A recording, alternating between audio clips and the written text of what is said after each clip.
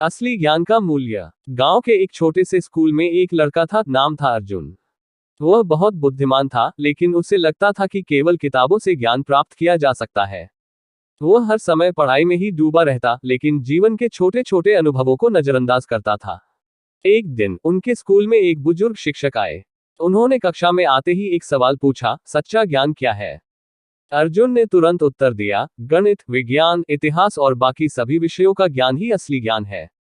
शिक्षक मुस्कुराए और अर्जुन को स्कूल के बाहर खेतों की ओर चलने के लिए कहा। वहां पहुंचकर उन्होंने एक किसान को देखा, जो बड़ी मेहनत से हल चला रहा था। शिक्षक ने पूछा, अर्जुन, क्या तुम इस किसान को पढ़ा लिखा मानते हो? अर्जुन ने कहा, नहीं, यह तो पढ़ा लिखा नहीं लगता।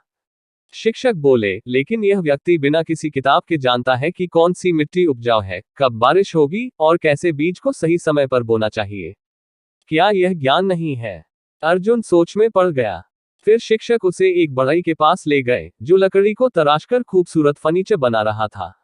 शिक्षक ने कहा, इसने कभी इंजीनियरिंग नहीं पढ़ी, फिर भी यह लकड़ी के हर गुण को जानता है। क्या यह भी ज्ञान नहीं है?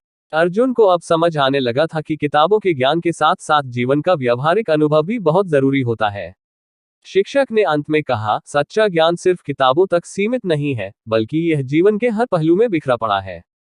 असली बुद्धिमान वही होता है, जो किताबों के साथ साथ दुनिया से भी सीखता है। उस दिन से अर्जुन ने न सिर्फ पढ़ाई पर ध्यान दिया, बल्कि जीवन से भी सीखना शुरू कर दिया। शिक्षा, ज्ञान केवल किताबों में नहीं, बल्कि जीवन के हर छोटे बड़े अनुभवों में छिपा होता है। सीखने का असली तरीका सिर्फ पढ़ाई ही नहीं, बल्कि जीवन के अनुभवों को समझना भी है।